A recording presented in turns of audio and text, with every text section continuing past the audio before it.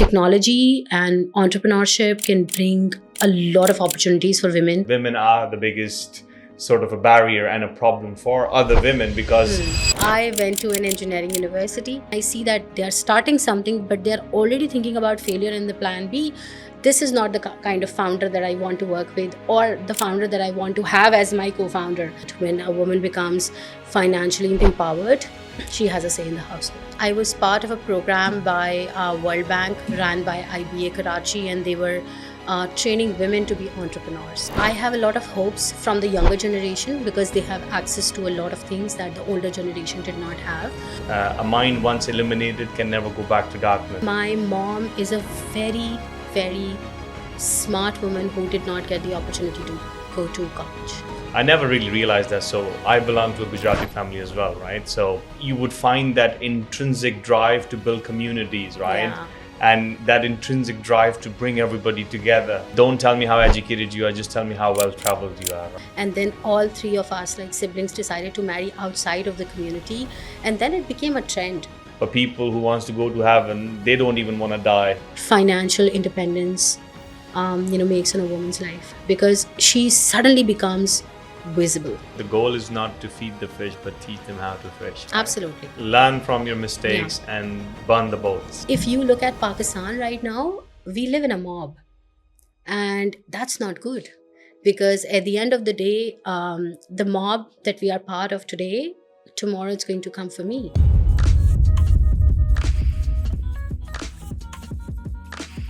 So Faiza, thank you so much for joining us today. Technologist at heart, been involved in Caterpillars, CodeGirls, Women in Tech PK, years of experience working in technology sector, but now you're working to empower women in technology and in general.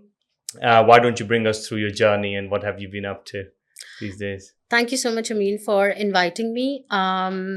The journey is not that interesting. I went to an engineering university. I graduated and I decided that I want to build my career in tech. I worked in tech for quite a few years, and then was part of a program that kind of changed my life. I was part of a program by World Bank ran by IBA Karachi, and they were training women to be entrepreneurs. And I got into the first cohort of the program, and that was kind of my first experience working with a lot of women, because previous experience was just me generally being the only woman in the room with a lot of men. And that program was like really women focused. We had 50 women in the cohort, all working in different areas, all coming from different backgrounds and running businesses.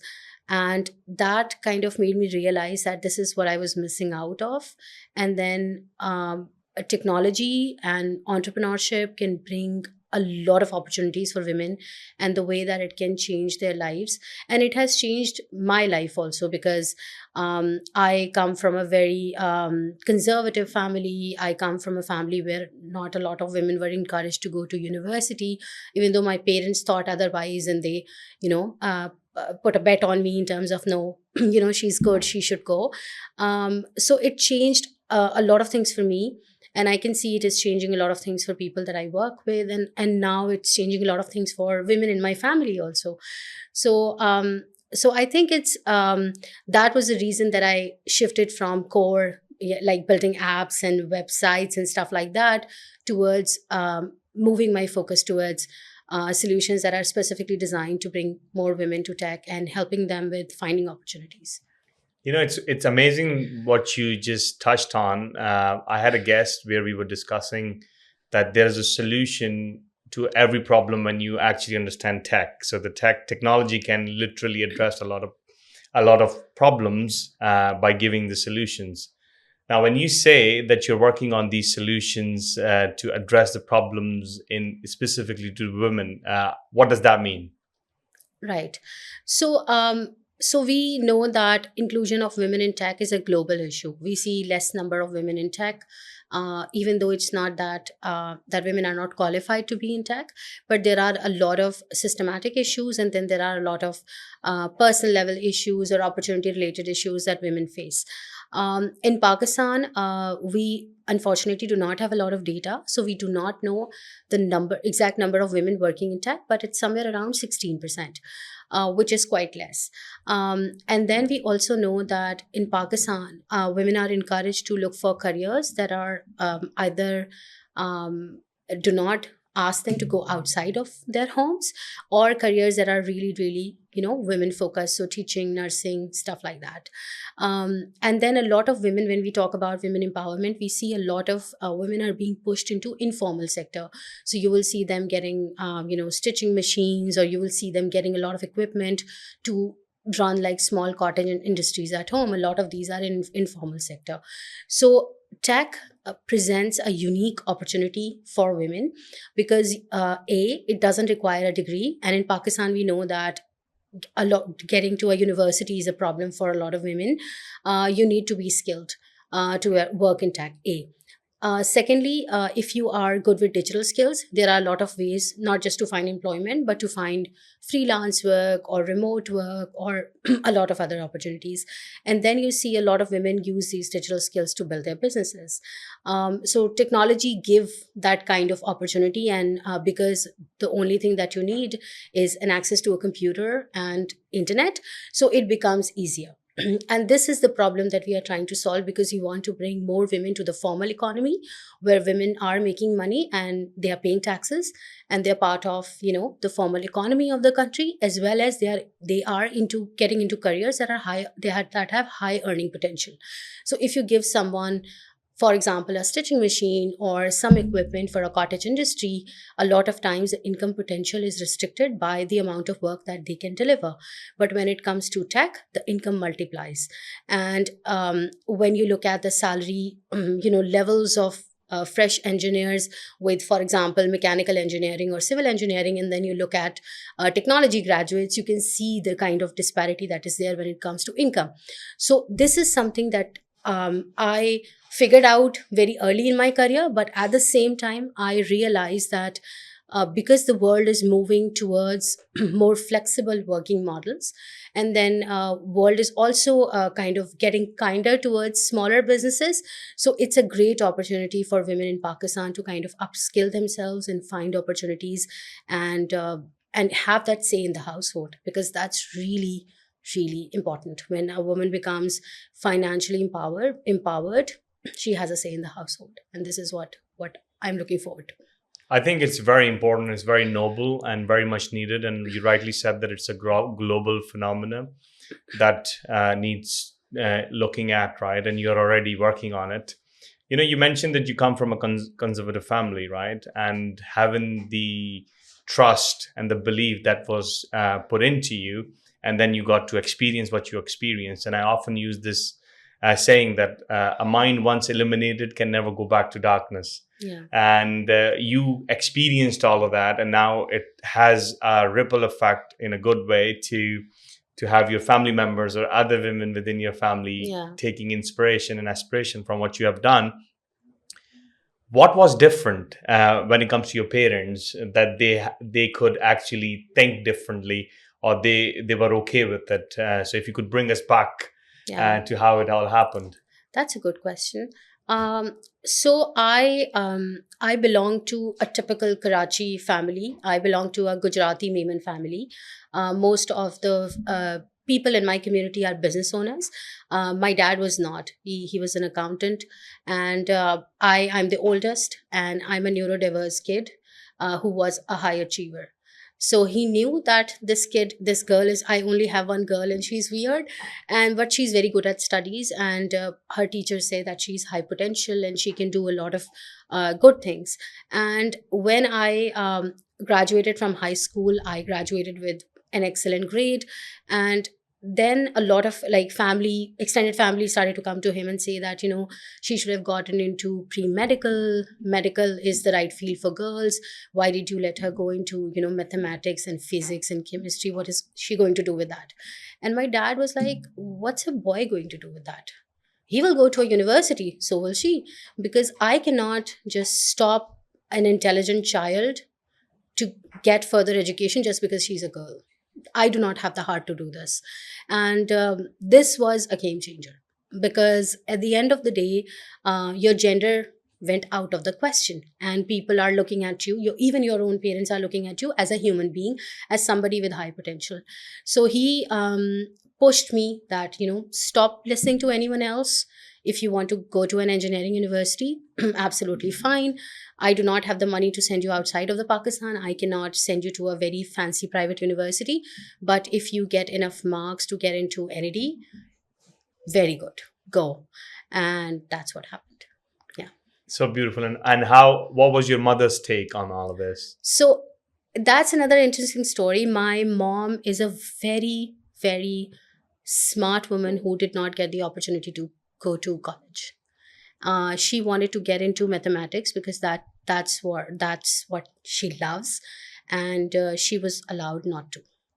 And when I decided that I wanted to get into mathematics, she was the happiest, even though she had a lot of other reservations in terms of, going to university, and I'm not going to allow you to work and this and that. But at the same time, she was really happy because she kept on telling me that this was my dream, that I wanted to study mathematics, I wanted to study physics, and I was not allowed to do that. So I think in my case, it for me, it matters a lot that my parents saw me as a child that is worthy of them, listening to her, and they were able to understand, and they were able to go against everybody.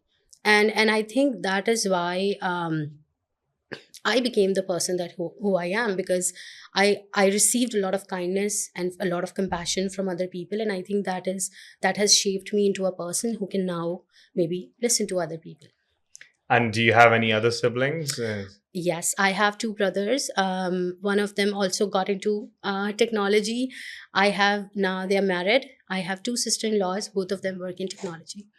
So that's so powerful. I think maybe it's in Gujarati blood, right? And I often come across this, and I never really realized that. So I belong to a Gujarati family as well, right? So my ancestor would have been in Surat in Gujarat, and then obviously they came to Pakistan. And often you would find that intrinsic drive to build communities, right? Yeah, And that intrinsic drive to bring everybody together.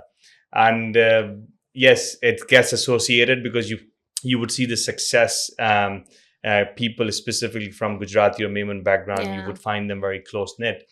But it's now with the help of technology or having the exposure that we get, now we are thinking about it on a wider scope, right? And a yeah. wider scale, that Hmm. how we can actually now incorporate everybody else, right? While it was just close knitted tribal sort of Yeah. way. So do you think it has something to do with that as well? It just ran in DNA kind of thing. Absolutely. And I think a lot of things change for us also, because the kind of community like I belong to, we are very close knit.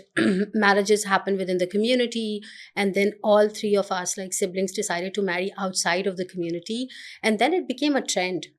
In the whole like extended family, which was really interesting, because before us all systematically deciding to get married in the same year, because even though we have a lot of age gaps, so my younger brother is 4 years old, 4 years younger than me, the other one is 8 years younger than me. We all got married in the same year, and we all got married outside of the community to like completely different people from completely different backgrounds. My husband is from Peshawar. So it was funny also to see the reactions, but also we realized that people saw that as us being opening things, opening doors, doors of opportunities, and also thinking about things in a way that when you look at people, you look at who they are as a person, and not the background or the language or the city that they come from, and you look at them and you embrace them for who they are. And I think it has changed things for the better. Yeah. And how is it, being integrated into the culture, which is different to, Karachi? Karachi is all madness, right? And then Yeah. you talk about Peshawar. So how has that journey been? So he's from Peshawar, but he's in Karachi. His family is in Karachi, so they are familiar with the city. I have gone to Peshawar, I think, more times than he has, because now he's here permanently. But we I think I don't think I didn't find it very difficult.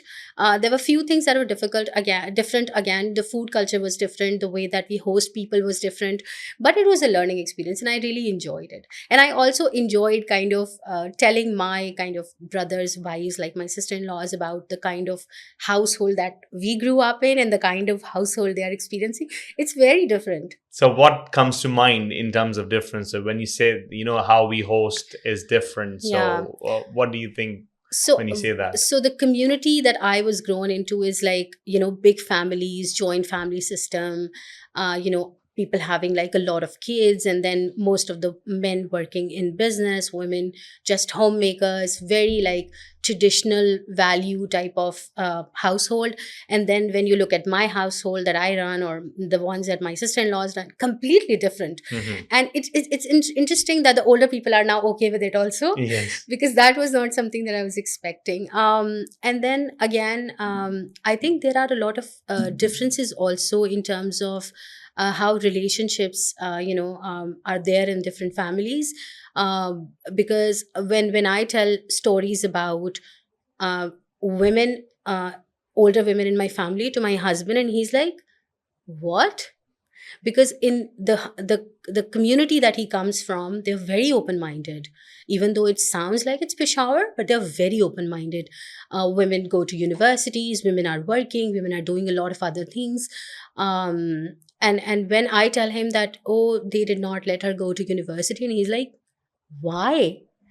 And and I couldn't answer that, because I was like, because she's a girl, because they think it's weird. But why?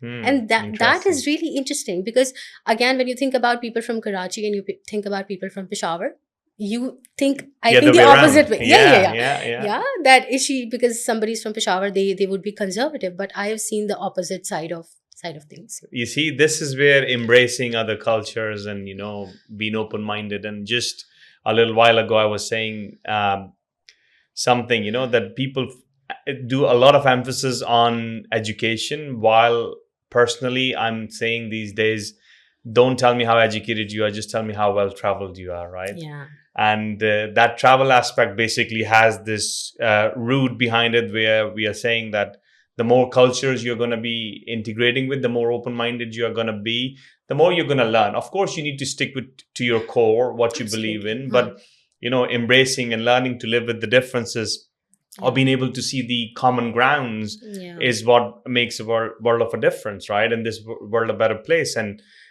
you mentioned something so beautiful before we start talking about the minorities, or people who may be different than the herd. uh, what kind of work are you involved in when it comes to these things? So, women are not minority; they are majority in the country. But when it comes to them contributing to tech, in a lot of ways, they are a minority. So, we do a lot of work with bringing more women to tech, and then other than that, I have done a lot of work with religious minorities. Hmm. So, programs for people for from Christian community, from Hindu community. I have done a lot of programs. I've taught in a lot of programs for transgender folks. A lot of work around making sure that people understand that the when we say community, it doesn't mean people who look like me. It means people who believe in the shared value of something, and then how we make sure that these communities are gel together. So I run Women in Tech PK. It's a pretty sizable community. There are like 12,000 women all over Pakistan, different backgrounds, different type of education, and then making sure that the community is driven with the values of respect and compassion. When it comes to minorities in Pakistan, so there is a lot of kind of intrinsic kind of bias to against them in terms of how we deal with them. And people are even not just about common people, even when we talk about companies. So are companies open to giving a break for Holi, for example, or are they open to give a day off for Easter, for example? So these are something like very smaller things that are there when you see that people don't even care about it. Hmm. So it's really important. And when we start this conversation that you live in a country that's Muslim majority, and we celebrate a lot of things, and we have days off. These people also need to take days off. We need to make sure that we care for their dietary restrictions. So these conversations that I'm talking to you right now, I have done them over and over again with tech company CEOs and you name it, just to make them realize that maybe we need to open our eyes a little bit more and look around and see that, read the room basically, that you are in a space where there are a lot of different types of people, and maybe it's time for you to just open yourself up. Your company's workforce, all of them should not look like you. Hmm. If they all look like you, then something is wrong. Mhm. So I think these, when we work with minorities, we hear a lot of stories about um, a bias against them. We hear a lot of stories about people not respecting them, people not respecting their value systems. Everything becomes like a religious lecture. Everything becomes about converting someone to what we believe in.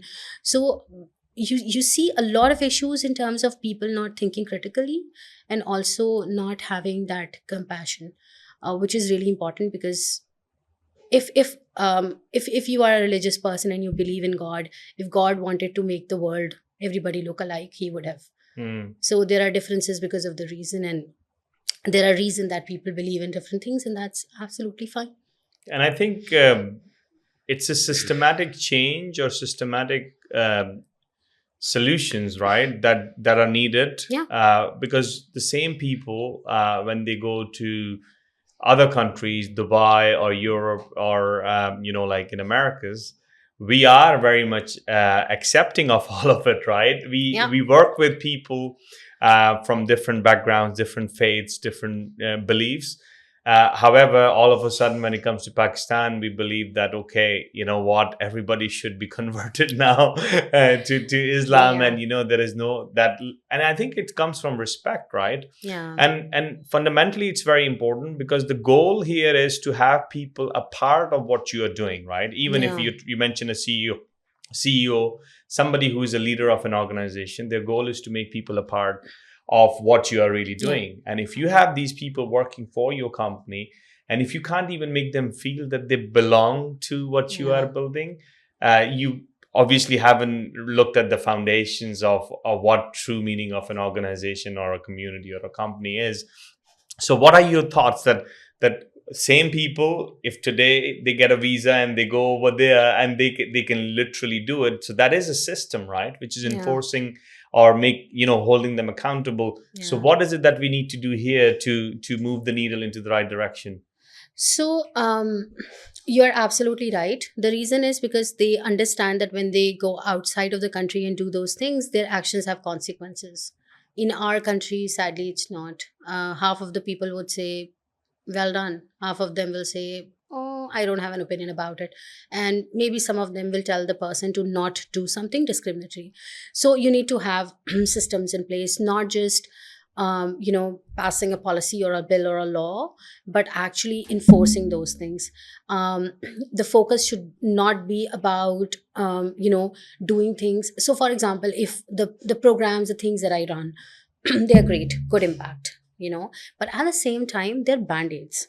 Because I teach 1,000 women or 2,000 women or help 200 businesses is not going to change the country, right? It's not going to change the default setting of people, which is not to think critically or not to be compassionate about things, right? So when we talk about systematic things, the first thing is to make sure that these conversations should happen inside our households. Who's Hmm. going to do that? I don't know. I have a lot of hopes from the younger generation because they have access to a lot of things that the older generation did not have. So these conversations should start from the household and from our education institutes to our higher education institutes and so on and so forth. A lot of online spaces, especially women focused spaces, are now doing it. You will find a lot of conversations about topics that are generally considered taboo, or things that are considered un-Islamic, or things that are considered too controversial. But people are opening up and talking about their experiences, as well as talking about ways to deal with situations where they feel discriminated or they see somebody else getting discriminated against. So the foundation is your household. You cannot change a country, a culture, a society if you do not change the things that are happening in a house. If you're in your house, there are two kids and one is discriminated against because she's a girl, then I do not have a lot of hope for the country, because you are the like the built foundation unit of the society, right? So when we talk about systematic changes, they happen when you make it a national conversation in the Mm. right way. A. B, when you have proper laws and then precedents for these laws and cases to make sure that if somebody has an issue or have gone to, judiciary or the system, they are hearing that person out, and there is quick justice that is happening, which is not the case in our country, sadly. So again, band-aids are easy. Giving somebody $50,000 or $100,000 to open up a school or open up something, it's easy. The larger mission is very difficult. You're talking about changing something that has been ingrained in people for so many years, and they have been living their lives, and people resist change. We know that, right? So it's difficult, and the systematic change can only happen when you see that people are opening up and having these conversations. Women are talking about their experiences, minorities are talking about their experiences, and it's important. It's also important because we know what is happening in our country, in the sense that we do not live in a peaceful country. We know that we are economically struggling, we have a lot of other issues happening. So maybe this is the time to wake up.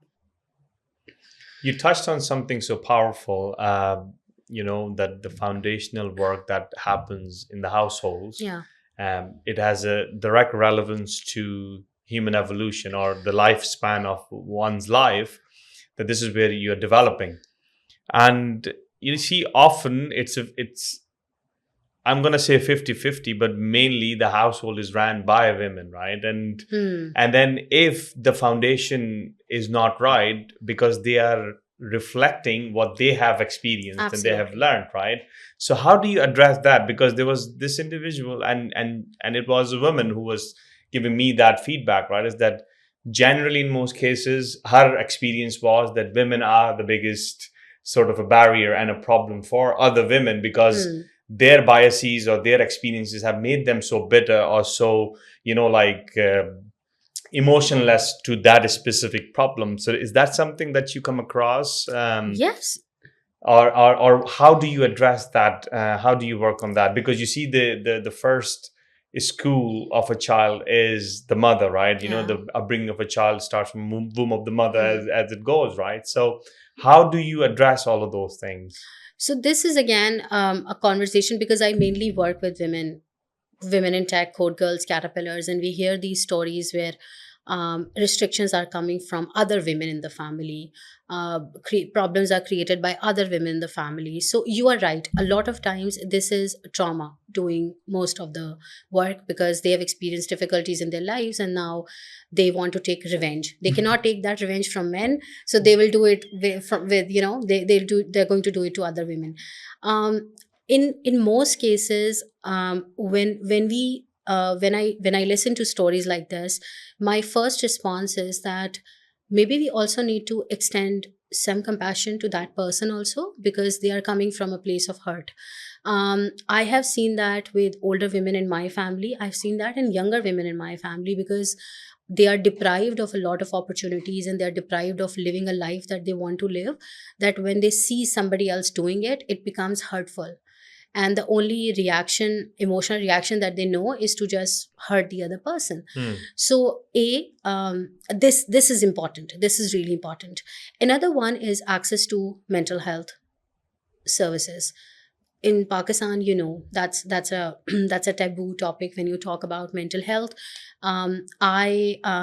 I'm someone who's very open about my own issues with mental health, or my issues with neurodiversity, or whatever that may be.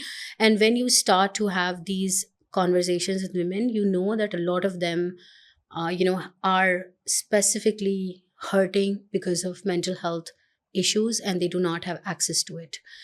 Another thing that we generally say to women that we work with, that there is strength in numbers. So if there is one person creating problems, what are the other women doing? Can they not come and side with you?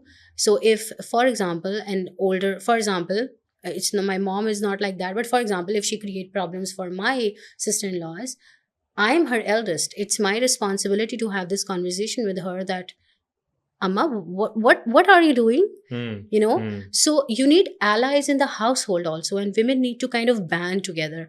This Hmm. is really important, and I've seen that working time and time again, that when someone who's hurting, or someone who wants to harm someone, when people start to band against that person, they will back off, and it's really really important. Also, it's going to take time. You cannot just expect somebody to change their whole way of looking at the world, to just change because you are saying so. So Mhm. my mom is not going to change her opinions about things just because I'm saying it. She needs to absorb that, process that, and then come to a conclusion, right? So giving people that kind of time and grace is also important.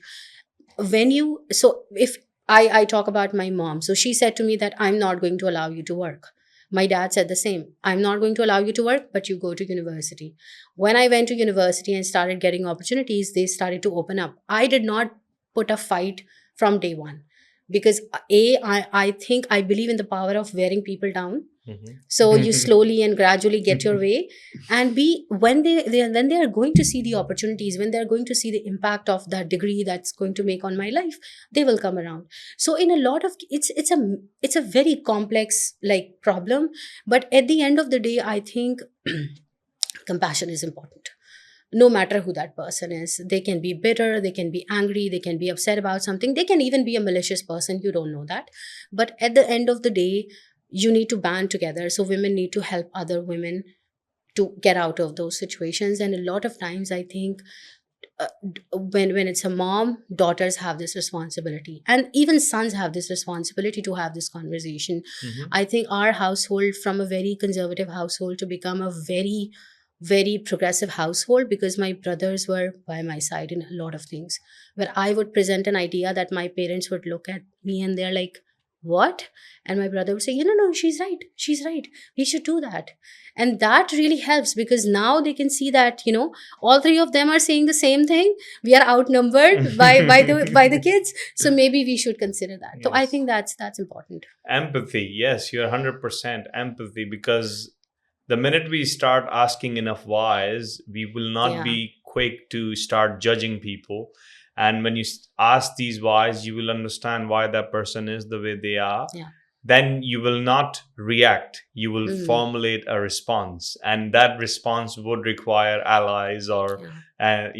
understanding the entire equation. And you're dead right. It's not just, and I often find, even in my personal experiences, that men do take a back seat when it comes to women, that let them deal with it, right? And it's their problem. And, it's not something we can do because historically we have never gotten involved. And I'm like, man, that's just, it's like, I don't know if that story is Mm, true, but somebody told me the story about the pigeon, that when pigeon is cornered by a cat, it closes its eyes thinking that the cat is going to go, but the only thing that goes is its life.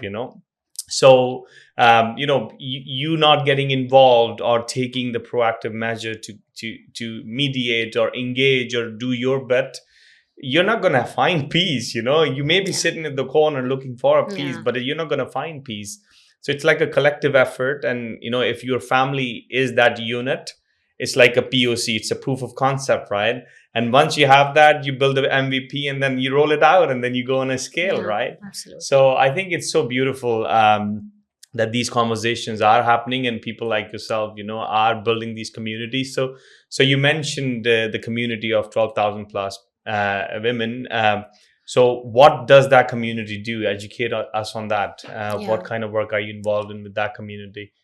So I started Women in Tech PK because I was teaching at Fast Karachi as a visiting professor, and there were like 70 boys in the class and like 4 or 5 girls, and they would never talk in the class. And I was teaching, so a woman was teaching them, right? And I kept on kind of putting questions to them. I do not like to put people on the spot because I hate it for myself, but I would just gently nudge them, but they would never interact. And one day I just decided that I need to corner them. So when we had a break in the class and all the boys went out, and I just asked all 4 or 5 of them that, what's the deal? You are smart girls. You have, done really well. This is like a final year undergrad class. Why don't you guys interact? Are you experiencing bullying? What is happening? And they said, we don't see ourselves working in tech because are women really working in tech in Pakistan? And that kind of took me aback. I was like, what are you Hmm. talking about? There are a lot of women who work in tech, but we don't know them. We are not. I said, do you not know about your own alumni? And they said, no, but they are very senior and we have never interacted with them. And we know Jihara. I said, everybody knows Jihara, of course. And we know you because you teach us, but we don't see a future in tech. And that kind of made me realize that maybe we just need visibility in a lot of cases, right? Hmm. So, role models. So, I went home and I just started like a Facebook group, made it women only, created like a bunch of rules because I like rules, I'm autistic. Hmm. I added my students to it, and I added a lot of senior women who were working in tech in that group. And I personally reached out to all those senior women and told them that, I've made this group because of this reason, and I want you to just interact with these girls. Maybe they will ask for advice, maybe they will ask you to review their resumes.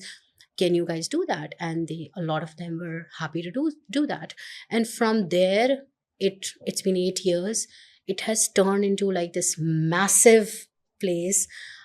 We have over 100 partners globally, who bring opportunities, conference speaking opportunities, work opportunities, learning opportunities to the community.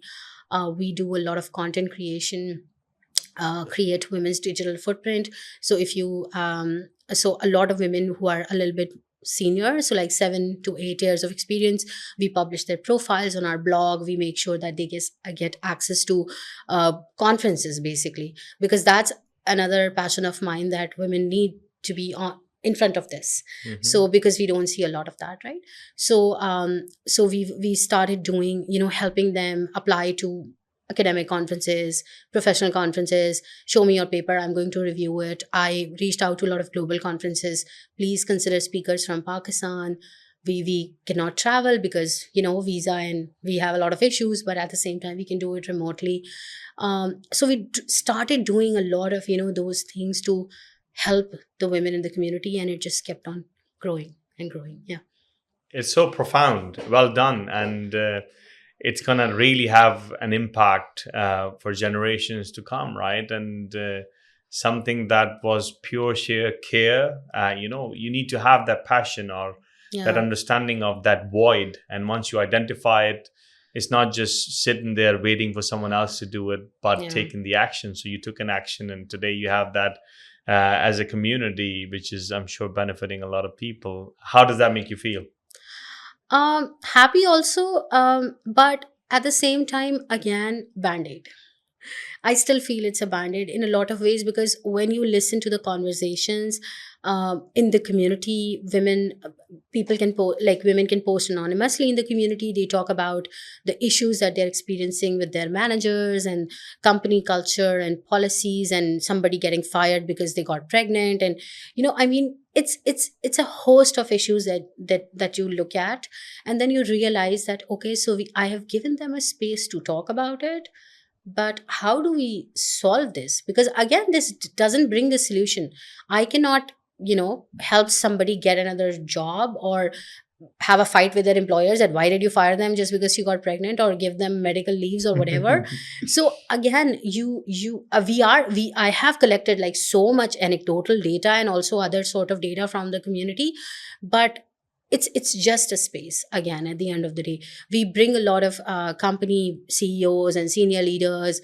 They reach out, they ask me about the community. We do a lot of we publish like small little things also in terms of data.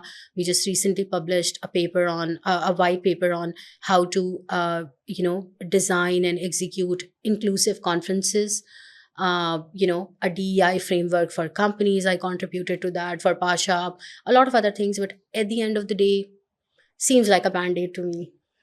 You're very hard on yourself, I suppose, and high achievers do have that problem, right? Because you see a problem and you want to have a solution, and there's a lot of pain, and you want to take Hmm. away that pain, or you want to do something, and then you're Hmm. you're constrained, and the opportunities are not there as much as you would like. But you see, as we were talking about, oftentimes knowing that there is someone who would listen and who would give a shit, Yeah. excuse my French, or you belong, and you can just vent, is a Yeah. starting point. And then working on the awareness first, that you Hmm. create lots of awareness, and then eventually it's a law of average. So out of 100, 5 people, 6 people are going to actually accept it. Yeah. And to be honest, it is a fact. Revolution or change just comes from 3 to 4%, even less, Yeah. right? So what you're doing currently, if you continue doing that, and this is just my 2 cents, right? All you need is those people who are really convicted about the problem, and Hmm. they really want to bring about, and finding those companions slash people who see the same North Star. That is a biggest challenge, in my opinion, right? Yeah. Because it's a cliche. Everybody wants to make this world a better place. There is this saying Eric T says, right, is that everybody wants to go to heaven, but people who wants to go to heaven, they don't even want to die, right? So, Yeah. so understanding that element, finding that it's a draining process, right? Yeah. And I wish you very best of luck with building this community, even like Yeah. 10 times what is already doing. And then talk about Code Girls. You're involved in Code Girls, so Hmm. what is Code Girls doing? Yeah. So Code Girls also came out of a conversation that happened, at Women in Tech PK. We were meeting a few of the members, and it was early days of Women in Tech PK. And I was just telling them that I would love to experiment. If I get some money, I will love to experiment and see if we can get some women who are from non traditional backgrounds and teach them how to code and see if the local industry is going to absorb them. Hmm. So I was having this conversation with a bunch of them, and they were like, you just run a Facebook group. How are you going to do that? And then a couple of months later, one of my colleagues from that Women X program that I mentioned earlier, she called me and she said, Faiza, you wanted to do a boot camp, right? I said, yeah. And she said, I have $9,000. Can we do that? I said, I have a plan. And she said, and why do you have a plan? And I said, because I don't know. I just had time and I wanted to just brain dump. So I have a plan about it. I can show you what I want to do. And she said, I have a funder who has given me $9,000, and he's saying that can you train some women on tech with this money, and let's do that. And I think it was April 2018, and I was in Lahore for a program, and she was in the US. She lives in Karachi, and she said, "मैं Karachi आती हूँ and let's talk." And I was like, "Fine." And we met and we started in July. So it was that like quick. So we created a curriculum, hired trainers. Shamim's dad donated us the space, like one lab and like a small office space. And I said, I will work from home. I don't need an office here because I'm doing like a million other things. And Shamim's office was upstairs, and she said, I don't need an office space downstairs. We hired her sister because that was the only person available at that time quickly. And then we started the program. And since then, no turning back. We have stopped fundraising in the past like a year or so because we are very good with money in terms of getting a lot of funders. We have graduated nearly 1,200 women from the program. Out of 1,200, the women who wanted to get employed, 65% of them are employed. So local and international, making money. And we see, so we spend around $250 per woman's education. And once they get employed in a year, they are able to make around $5,000 to $6,000.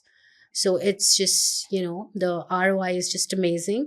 But we see a lot of women also who do not want to work or do not get permission to work. So the program is in Karachi right now, and then we started in Skardu, and then Mm-hmm. this year we started it in Cape Town. Uh-huh. So you're going global with that. Yeah. That's amazing. And I just connected a dot, which I'm going to just share with you. When you say non-traditional backgrounds, what does that mean? So these are women who have done maybe a BCom or a BA degree, do not have not studied computer Uh-huh. science or Okay. Okay. engineering or mathematics, Mm-hmm. and then they go through CodeGirls program. So we have three different phases of the program. They start with like basic coding skills, then advanced coding skills, and then at the end we also teach them freelancing, which we don't do that often because my goal is not to help them be freelancers, but rather go and work in the industry. So, get employed somewhere in companies. And Code Girls has now over like 120, 30 partners, local, global, really big names also.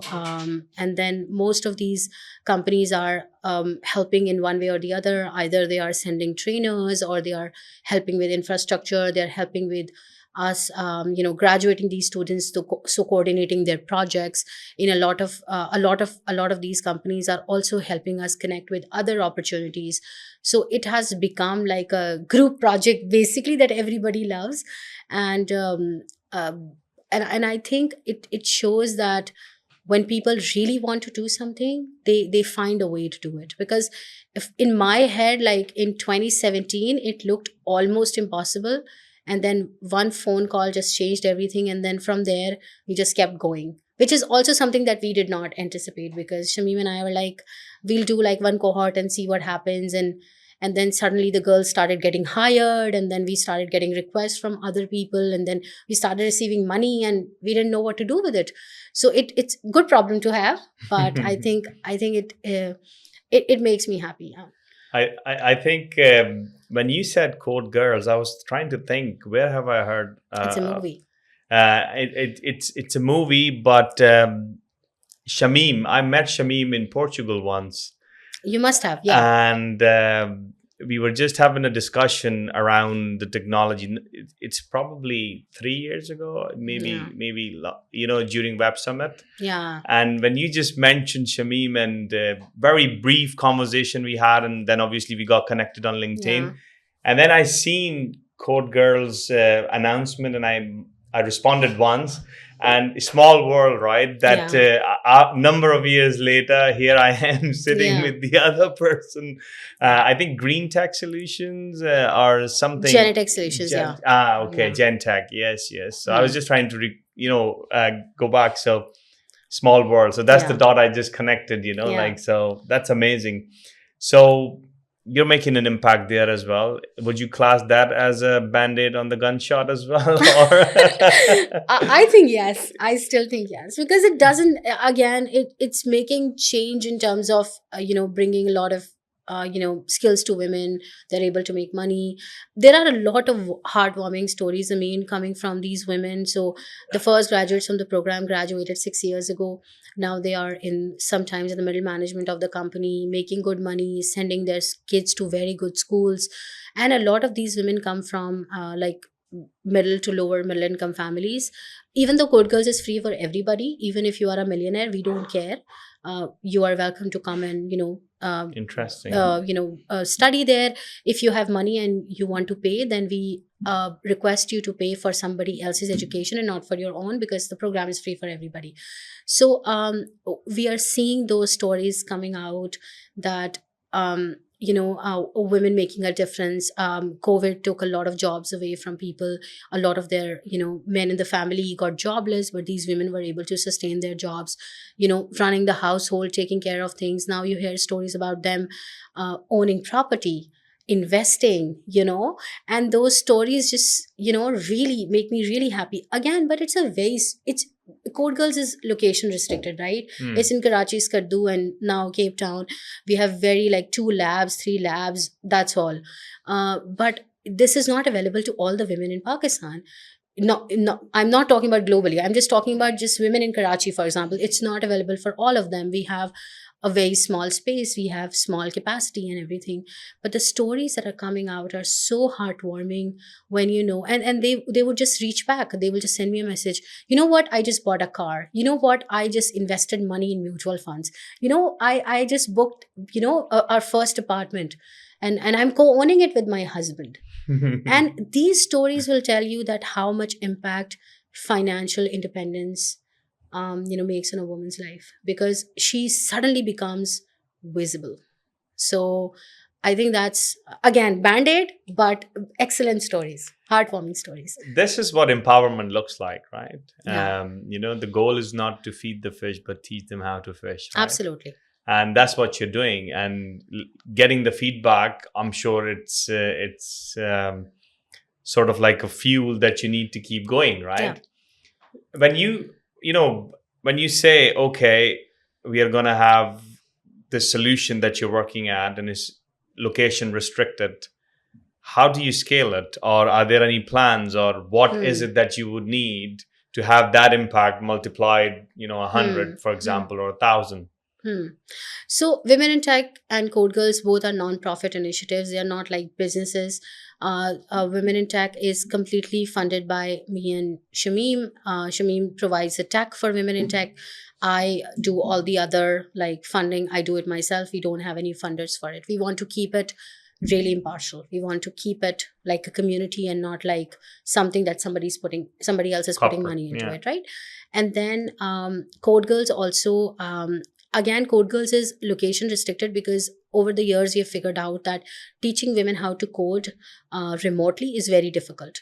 They need a come out of their homes to be in a professional environment to get into that, that Mindset. mindset, Hmm. to that I'm here to learn. There are no kids around, no parents around, no in-laws around, no husband around. Now this is my time, I need to learn. And then they need that peer learning environment also. So Code Girls is restricted by location in that way.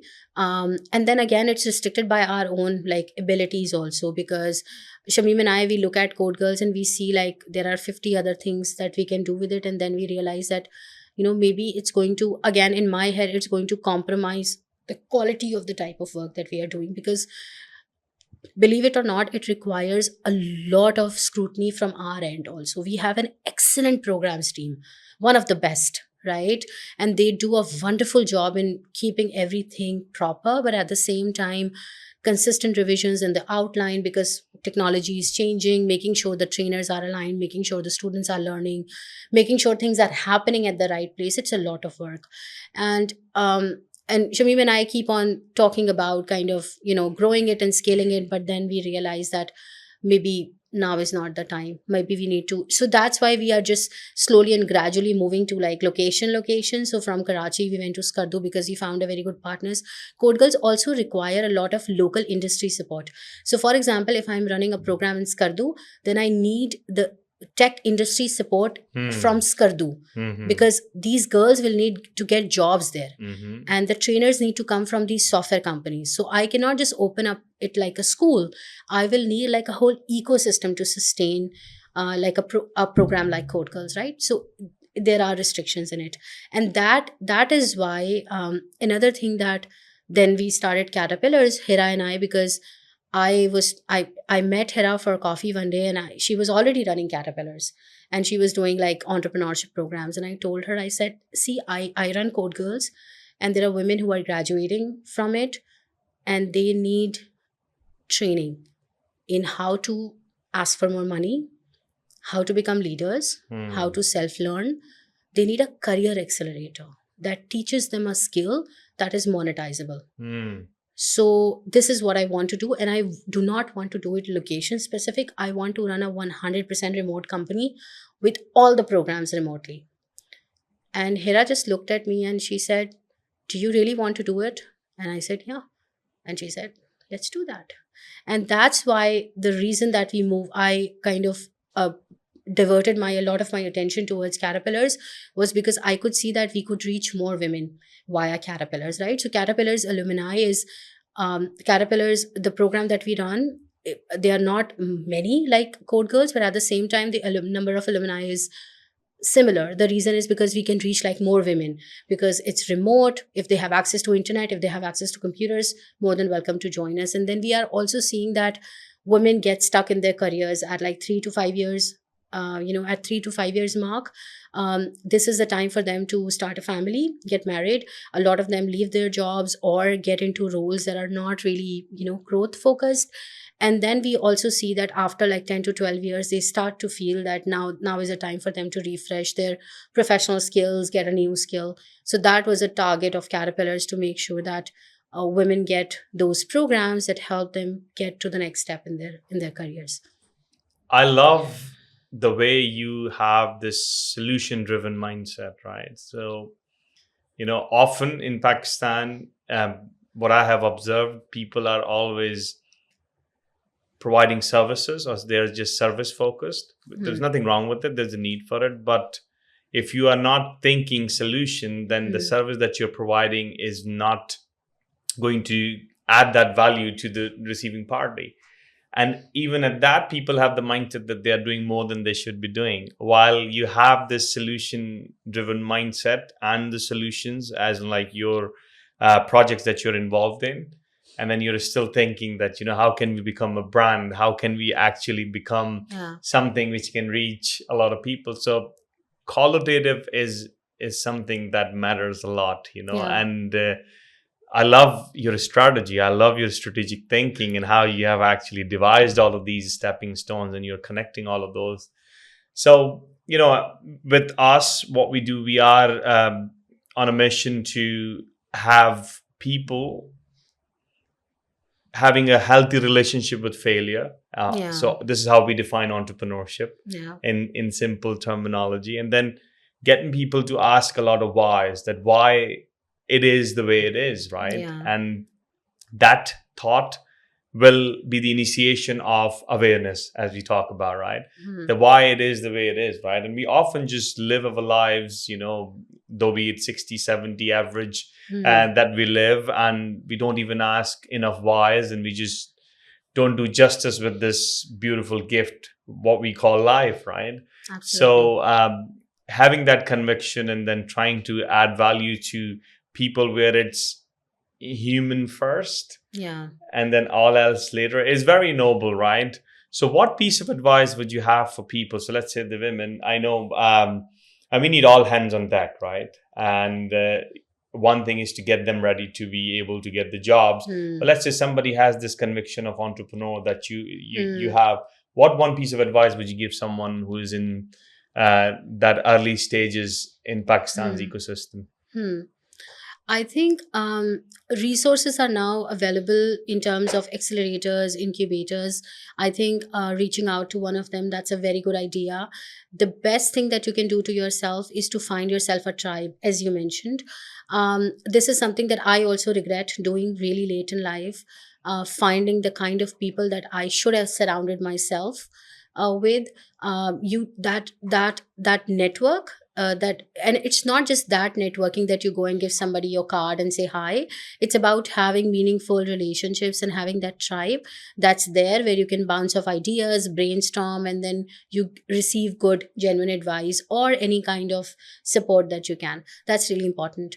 Another thing is self-learning. So do not restrict yourself, do not marry yourself to an idea. I intrinsically cannot do it because I have ADD. So I will get bored and move on to the next thing. But if you are somebody who just really is passionate about something, make sure that you don't marry yourself to that idea. Just keep on looking at the problem holistically, because when you look at holistically, you will identify that you were just looking at the very microscopic part of that whole ecosystem. That's why I keep on calling it Band-Aid, because it's a microscopic part of that whole like ecosystem. So it's really important. And for women to find that kind of support network, that kind of drive to self-learn, read. That's really, really, really important. This is something that I keep on telling people. If somebody like me can read, I have dyslexia, reading was difficult. I have suffered like a lot of my early childhood because of that. If somebody like me can train themselves to read and to be able to absorb information and use that, you can do that too. But again, at the end of the day, I think motivation is not enough. I do not think motivation and passion is enough. I think what you need is a conviction and also discipline. Because without those things, without having that grit, without knowing that it's going, things can go wrong and I need to get back up, and there is, for me in my head, when I go into something, there's no way out, there's no plan B, do or die. This is how I function. So for me, it's when I talk to people and I see that they're starting something but they're already thinking about failure and the plan B, this is not the kind of founder that I want to work with, or the founder that I want to have as my co-founder. I want someone who can just dive, right into it and be really, really strategic about things, because you need to learn things, you need to challenge your biases, you need to collect data, learn a lot of things. Because if you asked me like 9 years ago that I would be in space, I don't give a shit, right? I had no idea. I got into WomenX and then my eyes were open that what is happening. I faced a lot of discrimination in my early career, but I accepted it, that this is how women, women are being treated, and that's fine. And what can I do? What can Pfizer do about it, right? But then I got into a program and then I realized that no. This is something that I can make a difference.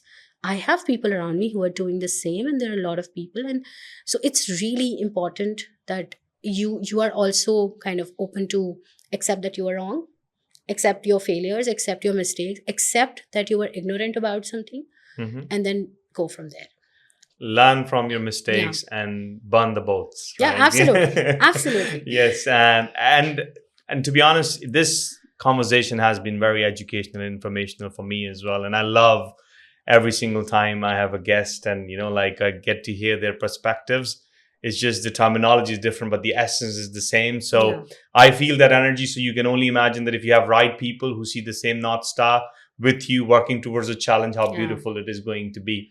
And as we come to the end of this conversation, what is one plea that you would have, to the people who think that they don't have the tendency or capacity to do much, but Hmm. there is small things that they can do to add or to play their part. So what would that be? I think the what I find lacking in a lot of the people that I work with and meet with, and when I hear to them, is the ability to self-reflect and building a good relationship with yourself, with your own self. It's really important. You should know who you are. A lot of us don't. So in at CodeGirls and Caterpillars, sometimes when the new cohort comes in, I ask these women to introduce themselves, and I tell them, you're not supposed to talk about your husband or your dad or your brothers or your kids or which university you went to. I want you to tell me who you are. And almost all of them have no answer. Silence. Yeah, because they don't Mm. know. So if this is something that I want all of us to consider, to learn about our own selves, our own strengths, our own weaknesses, the way that we can improve ourselves, A, and B, when we are dealing with people, deal with compassion, deal with and think about things critically, not just. And when I say critically, I do not mean be a critic. I do not mean that you become a naysayer, you become like a negative Nancy. That's not what I mean. I mean, when you're behaving, reacting, you should know that this is coming from an place of emotion, this is coming from a place of jealousy, this is coming from a place of compassion. How am I reacting and what am I doing? And that's really important. Because if you look at Pakistan right now, we live in a mob, and that's not good. Because at the end of the day, the mob that we are part of today, tomorrow it's going to come for me. And if I cannot just take a breather and get myself unattached from this, then this is trouble. So people who are educated, people who consider themselves to be thinkers, people who consider themselves to be enlightened people, we have to think about things really critically and make sure that we know who we are. That's really important. 100%. We think that we are safe, but if the society is not safe, Nobody is. then nobody is, right? So I couldn't have actually ended this conversation on such a powerful message. Thank you so much for being with us, Thank you so Faiza, and much. you're doing amazing work, and we're looking forward to following your journey and add value to in whatever capacity we can. Thank you so much. Thank you for inviting me. Thank you. Thank you.